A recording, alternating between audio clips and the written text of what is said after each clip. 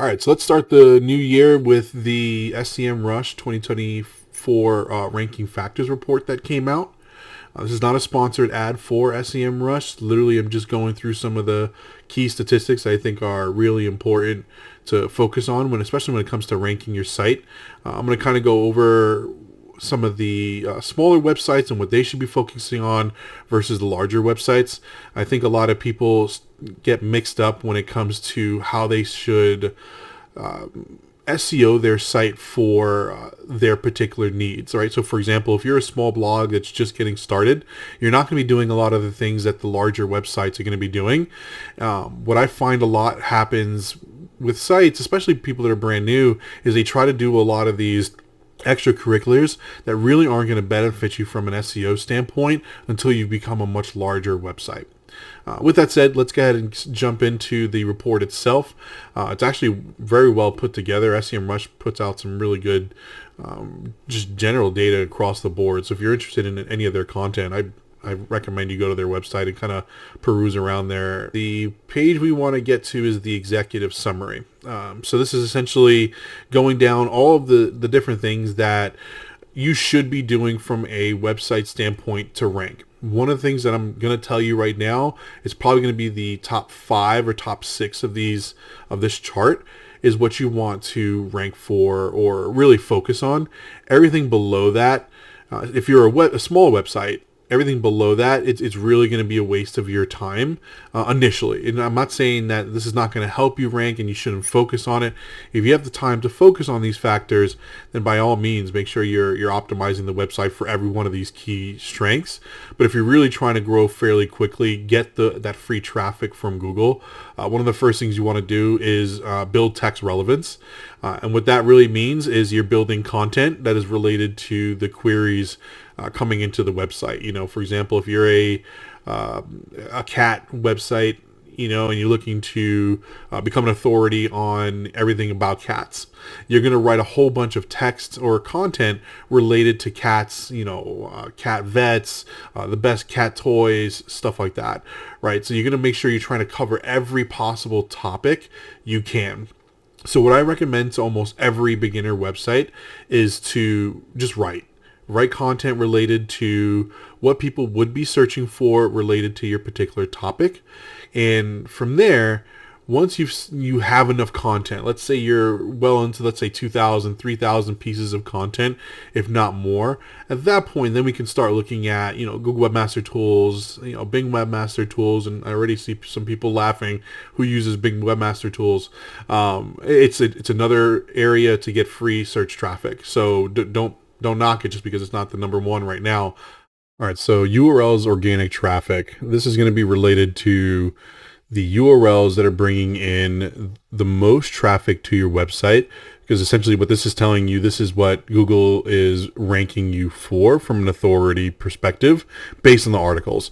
So your organic traffic for specific URLs is letting you know, hey, if you're bringing in traffic for these particular URLs, Google is looking at you as an authority. The reverse of that is if the pages that you're building are not ranking, then the way to look at this metric is say, hey, okay, for whatever reason, now this is where we have to look at this list. Say, hey, this particular page is not ranking, even though it should be. It is relative to the website in some way. Do we not have any links coming in properly to the page? Is the content not large enough? Are there any images? And as you go through all these other options that are available, you'll see how to rank those particular pages. So you'll want to look at the URL's organic traffic. So this goes back to my original statement about, text relevance. You want to write as much as you can so we can start getting that data in your data repositories like Google Webmaster Tools or even like SEMrush, right? Let's say you sign up for SEMrush or many of the other SEO tools that are out there. You're going to start getting that data in, and then you can start making changes to those URLs. Same thing for the domain's organic traffic. Your domain organic traffic, that's going to be your broader terms. Like this is what Google is bringing to your main website based on the broad terms of traffic coming in. Once again, if the keywords that are bringing in users to the URL are not what you were expecting, then obviously something's wrong with the niche topic that you're trying to cover, or you're not structuring your website well enough so when the crawlers come in, they understand the context of your particular website. So these three metrics alone are going to be the most important when analyzing your website. One, because text relevance is directly related to the specific URLs that you're writing, and the text relevance is going to be based on the core keywords, right? Those high volume keywords that are bringing in the most traffic to your website. Are they relevant? If you have a website for cat, but for some reason you're bringing in dog queries, something's off and it's something that you need to fix. So now when we look at the URL organic positions in the top 20, essentially what it's saying is we're looking at all of your positions, your organic positions in the top 20 results of the search engines, and are they legitimately ranking the way they should be when it comes to queries, right? So you're looking at certain search queries that you should be ranking for. Look at the top 20. Are you there? If you're not, then once again, optimization occurs and seeing if you can help rank. And then two, if you are ranking for the right terms when you do that search term, right? Like, is it giving you a different page than what you were expecting when you were trying to look for that particular page? And so I think that's why these core metrics are here, because these are the true indicators that, hey, there's something that we really need to work on right now because we're not ranking correctly for these specific keywords. So yeah, the URL's organic positions in the top 20, that's going to be absolutely important for overall investigation into your search terms. You're really basing the domain authority score on the metric that SEMrush or other companies like Moz think your domain authority score is. So ultimately what you're looking at is a score that is created by a third-party company as opposed to Google, which not necessarily, I kind of misspoke earlier. They didn't discontinue it. They just don't show it publicly anymore. There used to be a toolbar where you can see your page and your domain authority. That no longer exists. What exists now are these third-party tools which have domain authority. So I use them more as a metric within those particular tools to find out which pages are actually competing against me based on their metrics. But I don't rely on that particular metric for Google rankings because we really don't know that score. Everything else, I'm not going to go through. Page authority score, once again, it's another metric that you won't know because it's not provided by Google. Number of referring IPs, that's actually really important. I'm surprised this is lower. Number of referring domains, that's also a good one. The more domains that are pointing to you, the better. I say that with a caveat, and the reason I say that with a caveat is because your referring domain names could be spam, right? So you want to make sure that you have quality referring domain names pointing back to you. If you don't, you want to go ahead and try to eliminate as many of those bad links as possible. SEMrush does actually have a tool which is really good to tell you if you have toxic backlinks. So that is a nice little tidbit for them. Number of backlinks, that's always going to be an important factor across the board for you. Domain occurrences and featured snippets. Yeah, that's another good one. Google has kind of reduced the amount of featured snippets, but that's still a number one result. So if you don't have a lot of the code that is required for Google to feature you in a feature snippet, that is something that we will definitely want to include in your website. I'll probably do another video where I talk about featured snippets and how to get featured in those particular sections. Your domain's age, once again, it's not a factor you should be worrying about. If you've ranked for, like, if you're a brand new website, it's not something that's truly important. Obviously, a website that's been around for a long time is going to have a slightly a larger lead than you are in the rankings, and that's just a time thing. Your website just has to establish itself as an authority over time, and you can't beat this or fake this, right? This is based on your domain registration standpoint. Traffic share, I'm not worried about that. Keyword coverage, that's really just talking about how relevant the articles are across all of the keywords for a particular topic. So if you want to make sure that you're getting good keyword coverage for your content, especially if you're a niche website, make sure you're hitting as many keywords. And I want to get away from the use of keywords. It's more about search intent. You want to get good search intent coverage, right? So if people are searching for something specifically, make sure that those particular words or questions or other types of queries are being covered in your website throughout. Total blocking time, these are all performance metrics that are going to be based on the website. I wouldn't focus on this initially if you're a brand new website. If you're a larger website, then yeah, definitely. There are a whole bunch of things. That's probably a video for another time. But let's go ahead and not really cover it too much, but really just know that these are going to be for performance metrics just in general. BERT, that's your AI technology. BERT has been around for a long time now. BERT, it's looking at, hey, this is the content that was provided to me. How do I look at the relevance of that particular content to the search query that was provided to me? And then when those match up, you're more likely to rank higher for that. So really what you want to do when you're optimizing your content, you want to make sure that there is a relevance to the search intent keywords that you're using so that you could rank well. This is a really important one, so I'm surprised it's a little bit lower on the list. Time to interact, another performance metric, right? That's just, how long does it take before someone can actually click an item on the page itself? If it's a subdomain, this is another one that goes back and forth. Are subdomains bad for search, or are they good, right? Because what used to happen back in this is more of a gray hat technique, is if you wanted to rank for core keywords but you couldn't get the domain name for it, what people would do is they'll do cat dot their domain name.com or dog dot their domain name.com. But one of the things that they missed was, even though you had that core keyword in the URL, they weren't building enough authority on those subdomains to help it rank. So once again, subdomains, if you truly are going to build an authority for it, then go for it. Subdomain can help, but once again, you're segmenting your search results to now your subdomain, because Google will try to treat it as a separate website. But what will be nice is that subdomain will link back to the main site, which is a good thing. Number of words in keyword and title, once again, don't even focus on that. There's no theoretical limit in keywords and title, or just in general titles length in general. You do want to just be hyper focused. Long tail keyword search, if they're search intent specific, make sure you use that.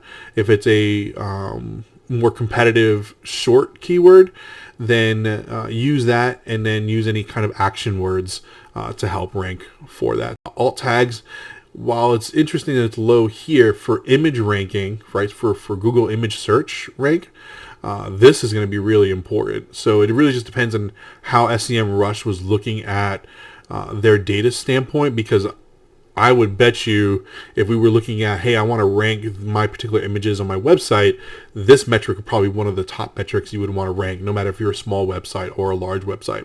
Image count, once again, every article should have an image or some type of media associated to it. I don't know if necessarily the amount of images will count, and that's kind of showing that here in the correlation of the report. The percentage of pages with keyword and title, that's an interesting metric, right? There's a lot of back and forth on this just in general. Ultimately, what I would suggest, even though it's not a large bump in ranking, it is still a positive one. I would totally recommend your keywords always be in your title. And what this is trying to tell you is percentage of pages with keyword and title. I would tell you, if you're not 100% at this metric, or like 98% coverage, then that's probably one of the first updates you should do, is make sure your keywords are in your title. But it's not going to give you a huge bump based on this particular metric. It's just saying, hey, how many of your pages have keywords in their titles?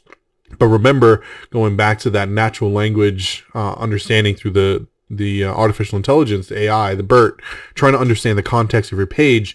Technically, based on that AI technology, especially where it is today, even if that keyword is not in that title, the AI technology should be able to understand the context of your page based on the overall content and associate it to the user's keyword metric. So the reason this is important is because this allows writers to no longer have to write for keywords, which is a big problem because you get really robotic text.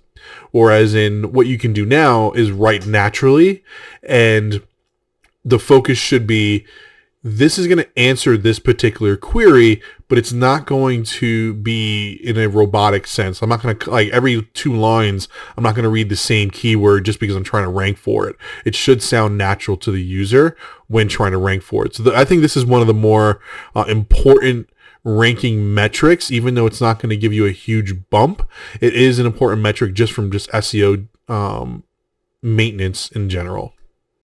Schema, definitely want to make sure all your pages have schema on them. Page word count. This is another, in the SEO world, another back and forth thing that we kind of go through, because sometimes you can rank an entire page and it has less than 250 characters. And there's some that when ranking, you can have well over 3,000 to 4,000 characters on a page. So it really just depends on the market saturation, because ultimately what ends up happening is authority starts getting larger and larger. So what people start doing is, as you get really good at becoming an SEOer, you'll find ways to enhance your particular website. And I like to think about it as a competitive sport. If another SEOer from another company is doing the same thing, they're researching, hey, they just upgraded their article. They added, 500 words to the copy. They added some images. They added, this. They added that. I need to get and update this page to be a little bit more authoritative. So that's how these pages kind of get out of hand.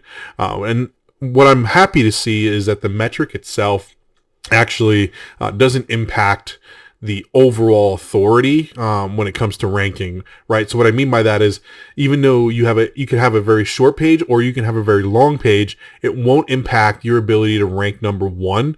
All it's going to do is give you a 0.02 percent chance of ranking a little bit higher than your competitor. So this is a great metric, or a great way to look at these metrics, especially from a point standpoint. Like if we look at this from 1 to 100 from points, I like to look at it more as like, hey, okay, this metric, while it will give me a little bit of a lift, it's not something I should focus on a daily basis. It's something that, like, if I'm really being competitive and I'm quote unquote combating another SEO or a couple of SEOers on other websites, then yeah, this is something that may give me a competitive edge.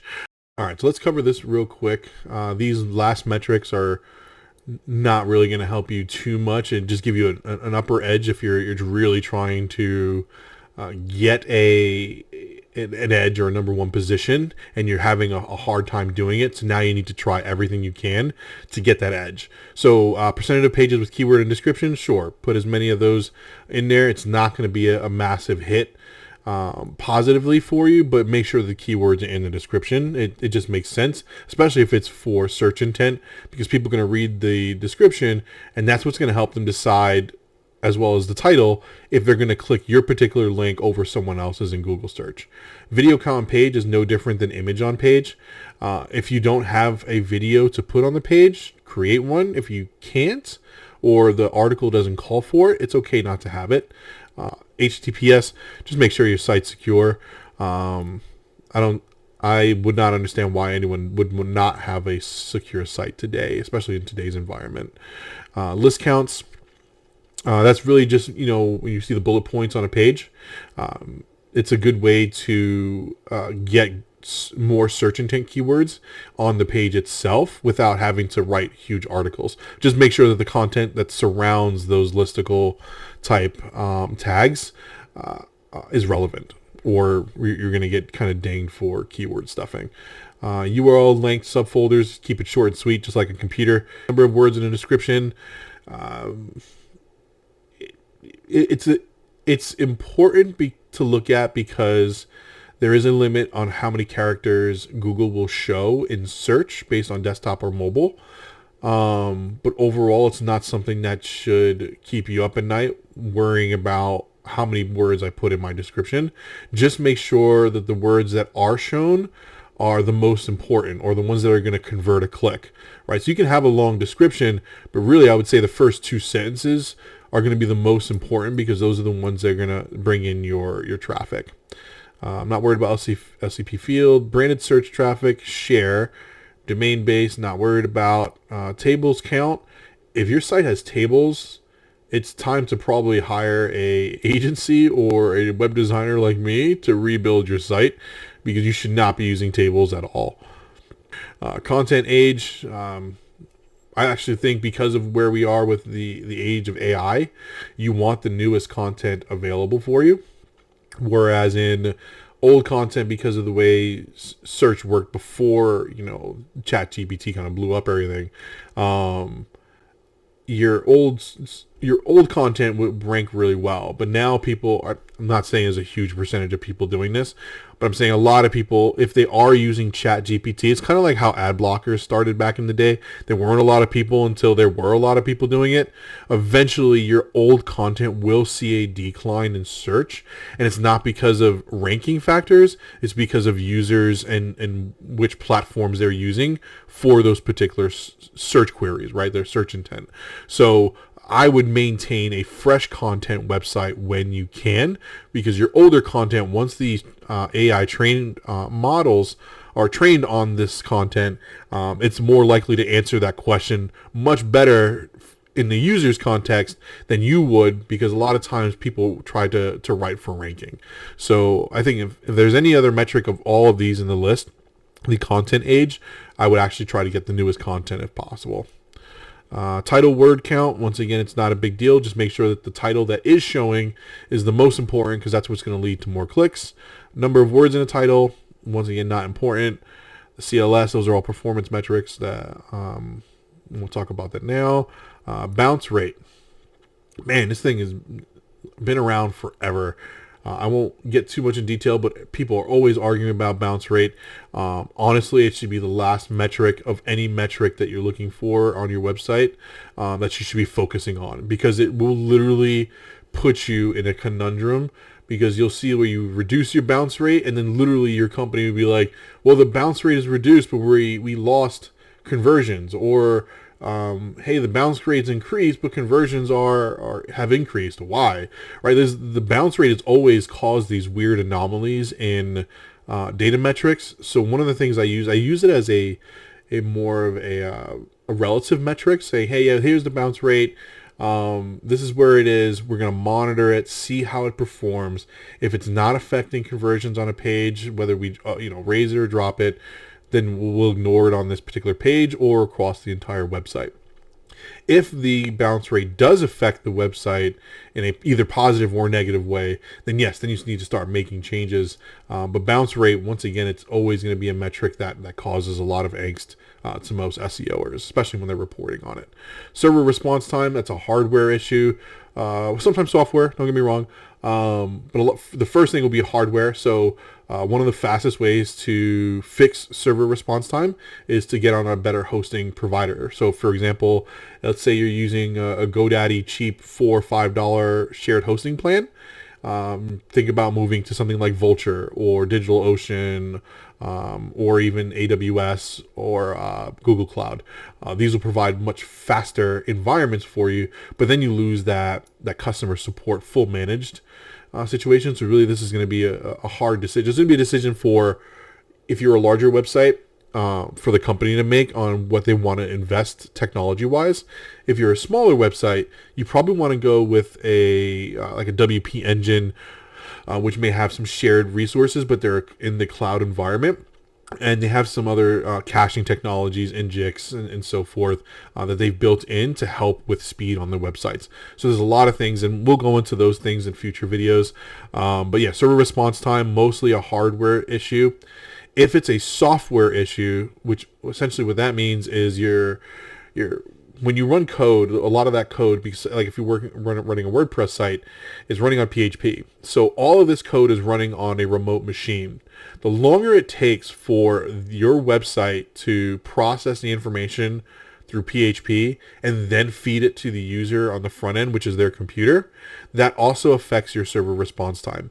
So you're going to have two things that you need to discuss with either your web developer or your company. The first one's going to be your hardware technology, and then the second one's going to be your software developer or your theme developer that created your particular website, because those are the two factors that affect server response time the most. And then of course you want to make sure you have caching installed. That'll help reduce load times as well. or you can use more advanced technologies. One of the things that's really popular in the WordPress world is you can go headless, which means now you can use cool frameworks like Next.js and so forth to help with the responsiveness of that website, because now we're not focusing on the PHP side. It's really just using the WordPress side as an API. And I feel like now I'm on a tangent, so we won't go that far. But essentially just remember, software and hardware affect your server response time.